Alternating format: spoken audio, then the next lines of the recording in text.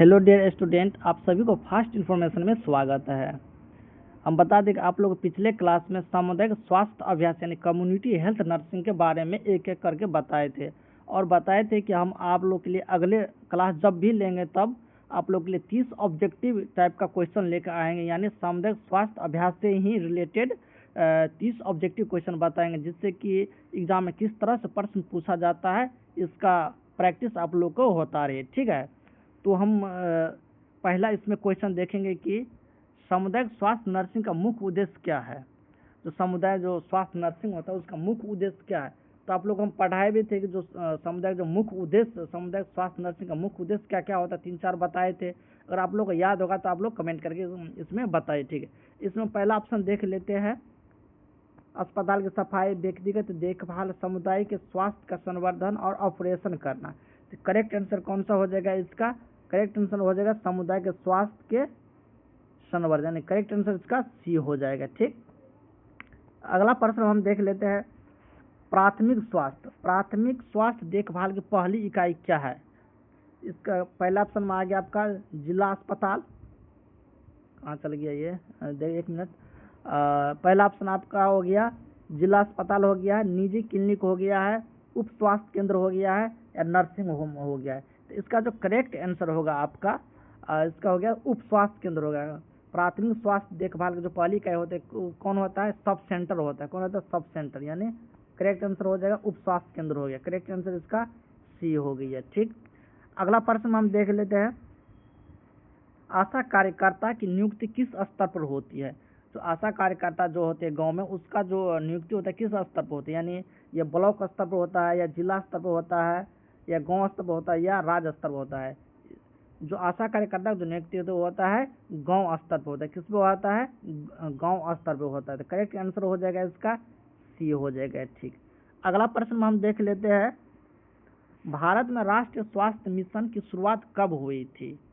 पहला ऑप्शन में आपको दिया गया है 2000 ईस्वी में, बी में गया है 2003 ईस्वी में, या 2005 ईस्वी, या 2010 ईस्वी में। तो इसका जो करेक्ट आंसर हो जाएगा, भारत में राष्ट्रीय स्वास्थ्य मिशन की शुरुआत हुआ था 2005 में हुआ था। कब हुआ था? 2005 में राष्ट्रीय स्वास्थ्य मिशन की शुरुआत की गई थी। ठीक, करेक्ट आंसर इसका सी हो गया है। अगला प्रश्न में हम देख लेते हैं, टीकाकरण कार्यक्रम में बीसीजी टीका कब दिया जाता है। टीकाकरण जो कार्यक्रम जब भी करते हैं तो बीसीजी की टीका कब दिया जाता है, किस समय दिया जाता है। तो इसका जो करेक्ट आंसर हो जाएगा आपका, इस पहला दिया गया 6 माह में दिया जाता है, या जन्म के समय दिया जाता है, या 9 माह पर दिया जाता है, या 1 वर्ष पर दिया जाता है। तो बीसीजी का टीका दिया जाता है जो है टीबी के लिए होता है। बीसीजी का टीका किसके लिए होता है? बीसीजी का टीका टीबी के लिए होता है, ट्यूबरकुलोसिस के लिए होता है। ठीक है, ये दिया जाता है जन्म के समय दिया जाता है। कब दिया जाता है? जन्म के समय दिया जाता है। करेक्ट आंसर हो गया इसका बी हो गया है। ठीक, अगला प्रश्न देख लेते हैं हम, पल्स पोलियो अभियान की शुरुआत भारत में कब हुई थी। पल्स पोलियो शुरुआत भारत में कब अभियान शुरू किया गया? पहला ऑप्शन दिएगा आपका 1992 दिया गया है, बी में दिएगा 1995, 1998, या 2000। तो इसका जो करेक्ट आंसर हो जाएगा आपका इसका 1995 में चालू किया था। पल्स पोलियो कब चालू किया गया था? 1995 में चालू किया गया था। 1995 में चालू किया था पल्स पोलियो। करेक्ट आंसर इसका हो गया बी हो गया। ठीक, नेक्स्ट क्वेश्चन देख लेते हैं हम, प्राथमिक स्वास्थ्य केंद्र यानी पीएचसी कितनी जनसंख्या के लिए होता है। पीएचसी जब खोला जाता है कितनी जनसंख्या की आबादी पर खोला जाता है। तो इस पहला ऑप्शन में आपका दिया गया 30,000 से 50,000, 10,000 से 20,000, 50,000 से 1 लाख, और 5,000 से 10,000। ठीक, तो करेक्ट आंसर आपका कौन सा हो जाएगा? ये पीएचसी कितनी आबादी में खोला जाता है? 30,000 से लेकर 50,000 जहाँ की आबादी है वहाँ पर एक पीएचसी होना चाहिए। ठीक है, इसको हटा देते हैं। पीएचसी पे 30,000 से यानी 30 के से 50 के की जहाँ की आबादी वहाँ पर एक पीएचसी प्राथमिक स्वास्थ्य केंद्र खोला जाता है। करेक्ट आंसर आपका क्या हो गया? इसका ए हो गया। ठीक, नेक्स्ट क्वेश्चन हम देख लेते हैं, आरसीएच कार्यक्रम का पूर्ण रूप क्या है। यानी आरसीएच का फुल फॉर्म, यानी फुल फॉर्म पूछा जाता है आरसीएच का, ये भी एग्जाम पूछा जाता है। इसका पहला दिया गया आपका रूरल चाइल्ड हेल्थ, बीम दिया गया है रिप्रोडक्टिव एंड चाइल्ड हेल्थ, सीम दिया गया रेगुलर कम्युनिटी हेल्थ, डीम दिया गया आपका रीजनल क्लिनिक हेल्थ। इसका जो करेक्ट आंसर हो जाएगा आपका रूरल, यानी ये होगा आपका बी करेक्ट आंसर हो जाएगा। क्या होगा? Reproductive and child health. Correct answer आपका हो गया B, rural reproductive and child health हो गया। ठीक, नेक्स्ट क्वेश्चन हम देख लेते हैं। परिवार कल्याण कार्यक्रम का मुख्य उद्देश्य क्या है? पहला ऑप्शन आपका दिया गया है मृत्यु दर में बढ़ाना, जनसंख्या नियंत्रण करना, विवाह बढ़ाना, रोजगार देना। तो करेक्ट आंसर आपका हो जाएगा जनसंख्या नियंत्रण करना। ठीक है, क्या होगा इसका? जनसंख्या नियंत्रण करना। नेक्स्ट क्वेश्चन हम देख लेते हैं जननी सुरक्षा योजना। जननी सुरक्षा योजना किसके लिए है? इसका पहला ऑप्शन में दिया गया बच्चों के लिए, वृद्ध लोगों के लिए, गर्भवती महिलाओं के लिए या पुरुषों के लिए। तो इसका जो करेक्ट आंसर हो जाएगा आपका गर्भवती महिलाओं के लिए हो जाएगा। जननी सुरक्षा योजना किसके लिए है? गर्भवती महिलाओं के लिए। करेक्ट आंसर आपका सी हो गया। ठीक, नेक्स्ट क्वेश्चन देख लेते हैं हम। टीबी रोग का निदान किस परीक्षण से होता है? ठीक है, टीबी जो होता है वो कौन से टेस्ट करेंगे जिससे कि टीबी का जांच उसका बीमारी का पता लग चुके। जैसे में पहला ऑप्शन आपको दिया गया बलगम की जांच, कौन सा दिया गया? बलगम की जांच, ब्लड शुगर, एक्सरे, पेशाब की जांच। टीबी जो जांच किया जाता है किससे किया जाता है? बलगम की जांच से किया जाता है। ठीक है, यानी कफ से किया जाता है। टीबी की जांच किससे किया जाता है? कफ से किया जाता है। तो इसका करेक्ट आंसर हो गया ए हो गया। ब्लड शुगर तो शुगर के मापने के लिए किया जाता है। एक्सरे किसी चीज किया जाता है जहाँ जो अंग अगर फ्रैक्चर वहाँ का एक्सरे किया जाता है। पेशाब से यूरिन टेस्ट होता है जिससे कि हमारी यूरिया किडनी ये सब जो पीएच सब होता है उससे पता लगता है शरीर में क्या चीज़ कमी है। बहुत सा बीमारी का पता यूरिन से भी लगाया जाता है। ठीक है, तो इसका जो करेक्ट आंसर होगा टीबी रोग का निदान किस परीक्षण से किया जाता है? करेक्ट आंसर हो जाएगा इसका बलगम की जांच। ठीक, नेक्स्ट क्वेश्चन हम देख लेते हैं आयरन की कमी से कौन सी बीमारी होती है? ठीक, ये में दिया गया कैंसर, एनीमिया, टीबी या अस्थमा। तो आपका करेक्ट आंसर हो गया आयरन की कमी से कौन सी बीमारी होती है? एनीमिया होती है। ठीक है,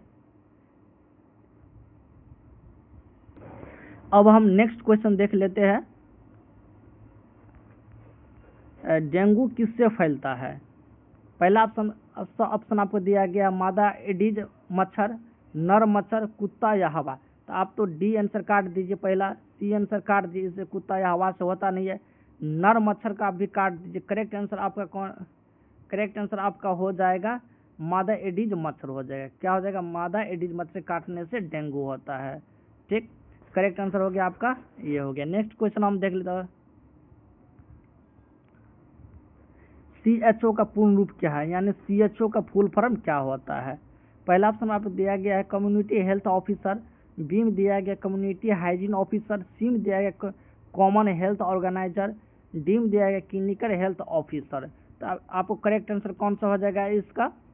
कम्युनिटी हाइजीन ऑफिसर। ठीक, क्या हो जाएगा? कम्युनिटी हाइजीन ऑफिसर हो गया CHO का फुल फॉर्म। करेक्ट आंसर हो गया आपका बी हो गया इसका। ठीक, नेक्स्ट क्वेश्चन हम देख लेते हैं राष्ट्रीय पोषण मिशन किस वर्ष शुरू हुआ? राष्ट्रीय पोषण मिशन जो किस वर्ष चालू किया गया भारत में? तो इसका जो करेक्ट पहला ऑप्शन आपको दिया गया है 2015, 2018, 2020, 2012। तो इसका जो करेक्ट आंसर हो गया आपका 2018 में राष्ट्रीय पोषण मिशन शुरू किया गया था। तो इसका जो करेक्ट आंसर हो गया बी आंसर हो गया, इसका करेक्ट हो गया है। नेक्स्ट क्वेश्चन अब हम देख लेते हैं नेक्स्ट क्वेश्चन इसका सजीव टीकों में कौन सा शामिल है? सजीव टीकों में कौन सा शामिल है? ठीक, तो जैसे कि typhoid, BCG, DPT, hepatitis B. इससे कहने का मतलब है कि जो जिसमें जान है, मान के चले कि जो लिविंग थिंग है उसमें कौन सा टीका दिया जाता है? ठीक, BCG का। तो आप लोग BCG का टीका दिया जाता है सजीवों के लिए। निर्जीव में क्या टाइफाइड, DPT ये सब हेपेटाइटिस है। आपका ये गलत ऑप्शन है, ये करेक्ट आंसर नहीं होगा। इसका जो करेक्ट आंसर हो जाएगा BCG का टीका दिया जाता है। टीबी जो सजीवों में दिया जाता है BCG का टीका। ठीक, करेक्ट आंसर इसका हो गया बी हो गया। नेक्स्ट क्वेश्चन में हम देख लेते हैं आशा का पूर्ण रूप क्या है, मतलब आशा का पूर्ण रूप क्या जो गांव लेवल पर होता है। तो पहला ऑप्शन में आपका दिया गया है एक्रीडिएटेड सोशल हेल्पर, बी में दिया गया है एक्रीडिएटेड सोशल हेल्थ एक्टिविस्ट, सी में दिया गया अलाइड सोशल हेल्थ एडवाइजर और डी में दिया गया एक्टिव सोशल हेल्थ एजेंट। तो इसका जो करेक्ट आंसर आपका हो जाएगा कौन होगा, एक्रीडिएट सोशल हेल्थ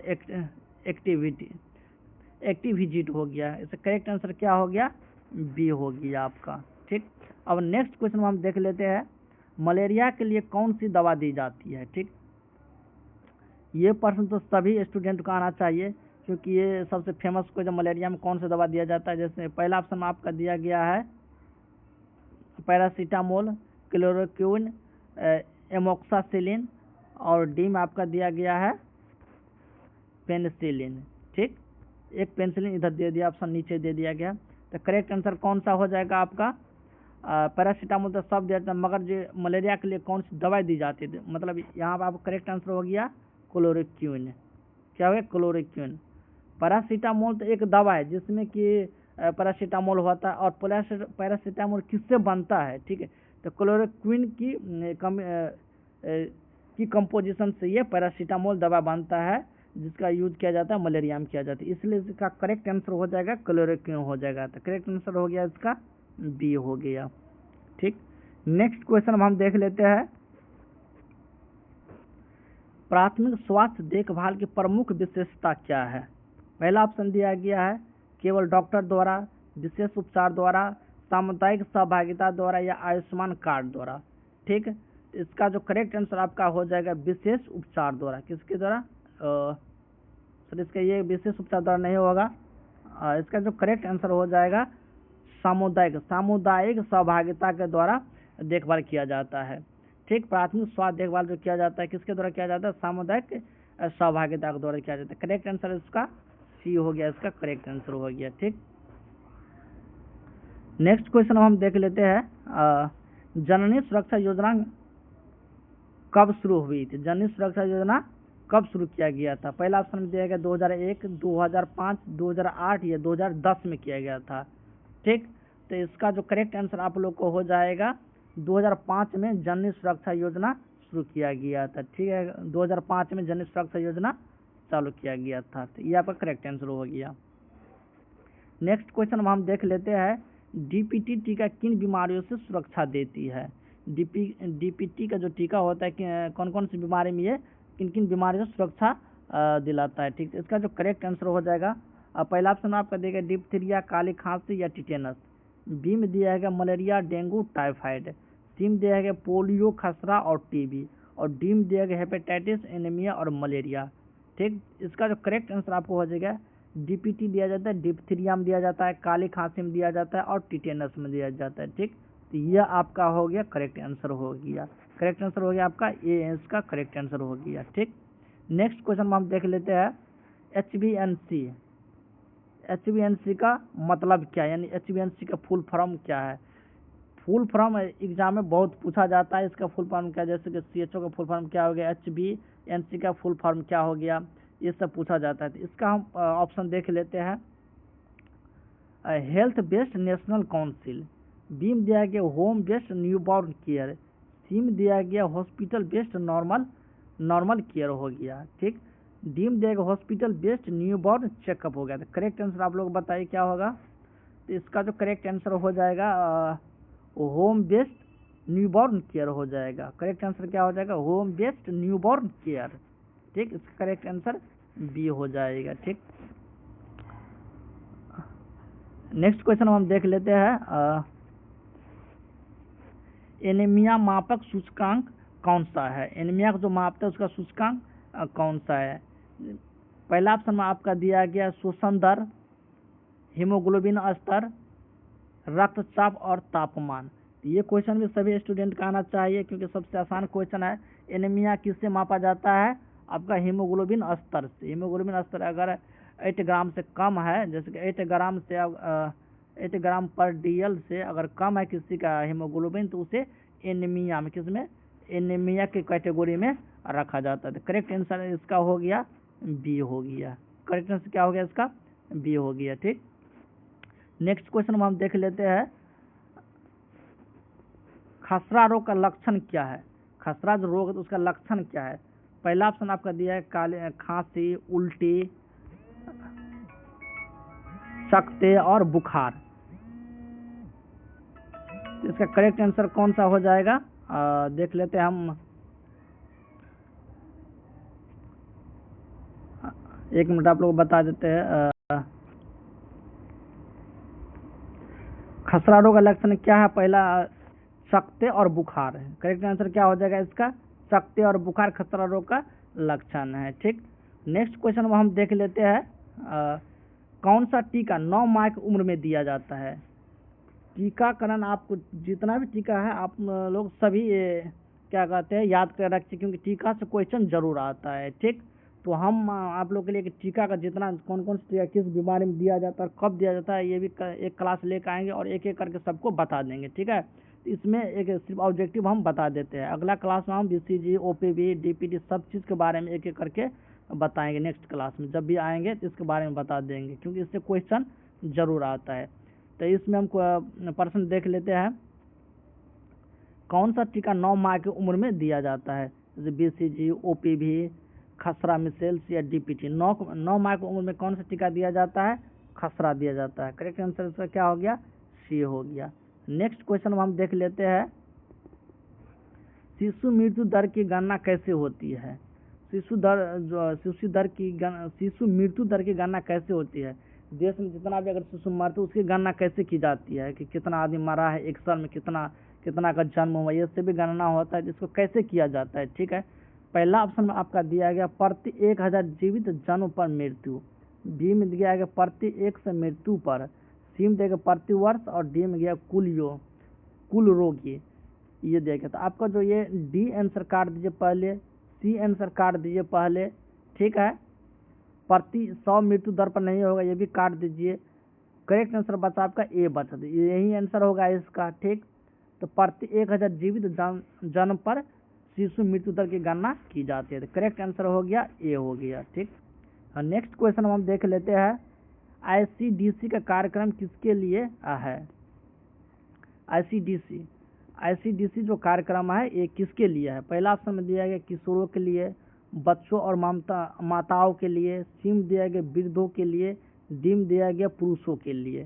ठीक, तो इसका जो करेक्ट आंसर हो जाएगा, ICDC किसके लिए होता है? बच्चों और माताओं के लिए ICDC कार्यक्रम किया जाता है। करेक्ट आंसर हो गया इसका बी हो गया। नेक्स्ट क्वेश्चन देख लेते हैं हम, पोलियो वायरस का प्रभाव किस अंग पर होता है? पोलियो वायरस है जब भी इफेक्ट होता है कौन सा अंग होता है? पहला ऑप्शन में आपका दिया गया फेफड़ा और हार्ट यानी हृदय दिया गया, सी में तंत्रिका तंत्र दिया गया और डी में किडनी दिया गया। ठीक है, तो आपका फेफड़ा तो होता नहीं है, तो पहला ऑप्शन काट दीजिए। देखिए किडनी तो इफेक्ट होगा नहीं अगर किसी को, तो लास्ट ऑप्शन आपका बचा कौन सा बचा? ये किडनी भी काट दीजिए। आपका करेक्ट आंसर एक ही ऑप्शन बचा है तंत्रिका तंत्र। कौन सा बचा है? तंत्रिका तंत्र। तो पोलियो वायरस के प्रभाव से किस अंग पर प्रभाव होता है? Nervous system. क्या होता है? नर्वस सिस्टम इफेक्ट होता है, यानी तंत्रिका तंत्र इफेक्ट होता है पोलियो वायरस के कारण। करेक्ट आंसर इसका हो गया सी हो गया। तो डियर स्टूडेंट, आज हम आप लोग के लिए इतना ही रहने देते हैं, क्योंकि कुछ दिक्कत के कारण हम अभी नहीं पढ़ा सकते हैं। और क्या कहते हैं, कल हम अगर नेक्स्ट क्वेश्चन लेकर आएंगे आप लोग के लिए, जो कि आप लोग बेहद ही लाभदायक होगा। तो इस क्लास में हम इतना ही रहने देते हैं। ठीक, ओके बाय।